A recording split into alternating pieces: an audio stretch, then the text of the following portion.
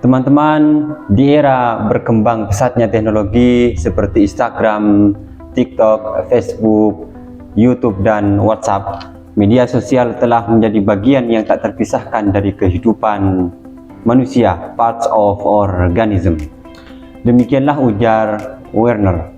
Werner Heisenberg, seorang ahli fisika asal Jerman ini, tiba pada kesimpulan bahwa hubungan manusia dan teknologi dapat diibaratkan seperti laba-laba dan jaringnya.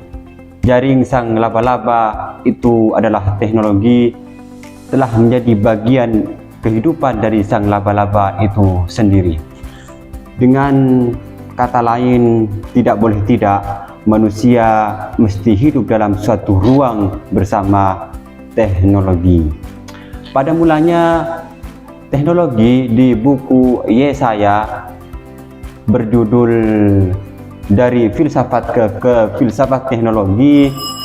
Di sana dikatakan pada mulanya teknologi dicipta demi tujuan untuk menyelesaikan kebutuhan manusia, bukan membuat problem. Dampaknya teknologi bisa membuat komunikasi kita menjadi lebih cepat, mudah, dan tanpa batas.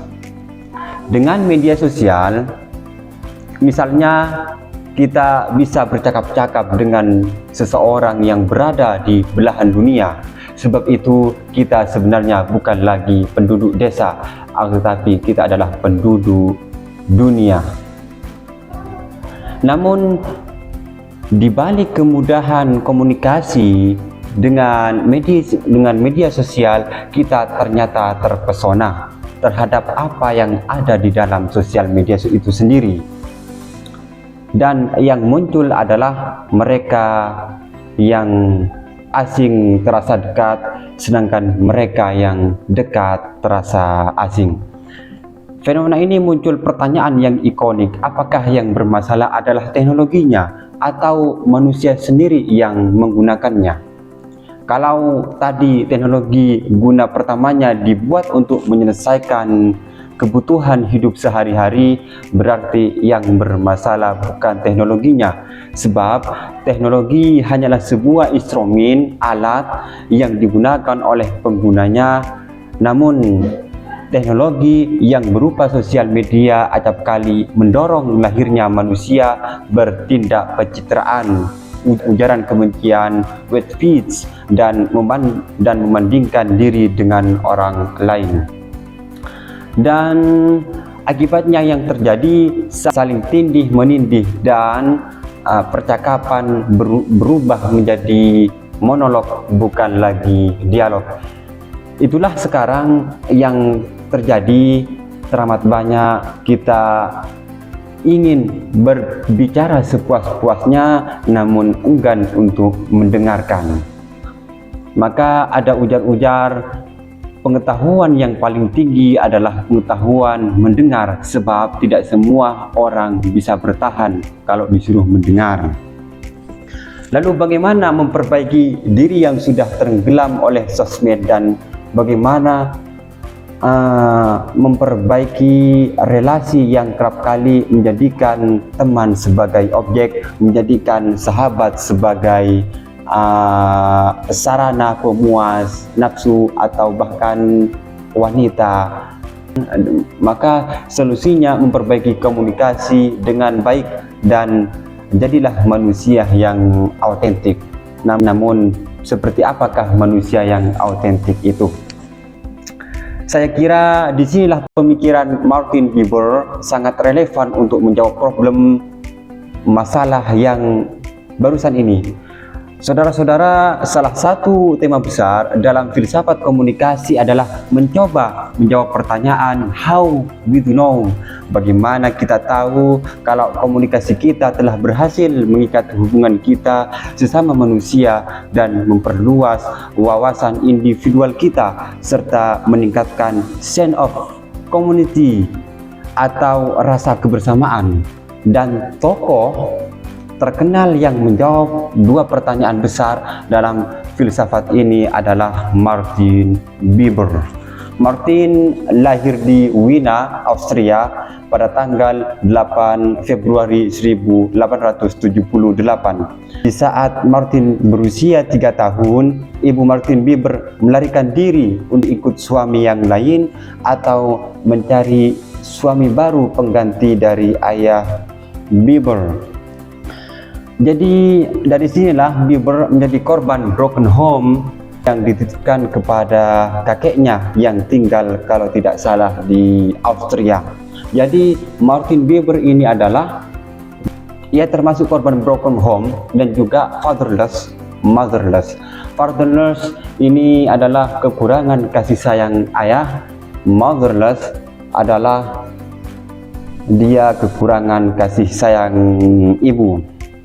Ketika kecil si Martin ini bersama kakeknya, ia diasuh oleh babysitter dan Martin curhat kepada babysitternya, lalu babysitternya menjawab, "Kamu sebenarnya tidak berjumpa dengan ibumu, kamu boleh jadi bertemu dengan ibumu, tapi kamu tidak pernah berjumpa dengan ibumu." Pengalaman ini mendarah daging atau malakah dalam kehidupan Bieber, sehingga kemudian Bieber melahirkan teori dialog. Kata Bieber ada 2 pertemuan. Pertama adalah pertemuan yang biasa saja, dia pertemuan yang hanya terlintas, seperti halnya pertemuan DPR dengan masyarakat, pembeli dengan penjual, atau 2 orang yang duduk berdampingan di dalam angkot lalu pergi. Mereka bertemu tetapi tidak membuat hidupnya berubah lebih baik. Mereka hanya bertemu yang coraknya terlintas saja, nirmakna, tidak ada makna di dalam pertemuan itu. Ia sebut pertemuan itu adalah Vergegnung. Kata Vergegnung sebenarnya tidak ada dalam bahasa Jerman, hanya saja ia cipta untuk membedakan pertemuan yang melibatkan seluruh diri kita dengan seluruh pribadi kita, bukan pertemuan luar saja. Ia menyebutkan dengan istilah Begegnung. Dan kata Bieber sebenarnya hakikat dari kemanusiaan yang autentik adalah kemampuannya untuk menciptakan relasi Begegnung, yaitu ketika kita berjumpa dengan orang lain dengan suasana dialog atau ikdu. Ketika kita berdialog dengan orang lain, kita melibatkan seluruh diri kita bahwa kita siap untuk berubah lebih baik karena proses Begegnung. Kemudian Bieber juga memperkenalkan 2 cara manusia dalam berelasi atau komunikasi, yaitu relasi aku engkau dan relasi aku itu. Relasi aku engkau adalah cara hidup tulus dan apa adanya. Dalam hubungan seperti ini kita tidak melihat orang lain hanya dari popularitas, hanya dari stempel yang ia miliki atau status yang ia miliki, atau seberapa besar keuntungan yang bisa kita dapat dari mereka. Relasi aku engkau tidak melihat seperti itu, tetapi justru sebaliknya, kita hadir sebagaimana mereka hadir secara utuh untuk mendengarkan, untuk menyapa mereka sesama manusia. Jadi orang lain tidak dijadikan sebagai objek atau instrumen dan barang dagangan atau sekedar pemuas nafsu, melainkan diterima, dihormati sebagai pribadi yang istimewa. Konsep ini sejalan dalam filsafat timur yang berbunyi, perlakukanlah orang lain sebagaimana engkau ingin diperlakukan. Kedua, relasi aku itu adalah cara pandang yang memperlakukan orang lain atau alam semesta atau lingkungan atau boleh jadi hutan itu sebagai objek atau materi yang terpisah dari manusia. Contoh sederhana adalah pandangan terhadap alam semesta atau hutan yang hanya dilihat sebagai komoditas atau untuk dieksploitasi sebagaimana yang terjadi kasus penebangan hutan di Papua kemarin. Dalam kehidupan sehari-hari, memanfaatkan sebenarnya boleh-boleh saja asalkan dia tidak dilandasi oleh cara pandang yang egois, yakni hanya fokus pada kepentingan kelompok sendiri tanpa memperdulikan dampak yang akan datang. Ataupun masalah besar muncul ketika manusia memandang segala sesuatu di hadapan mereka sebagai objek fungsional atau pemuas nafsu.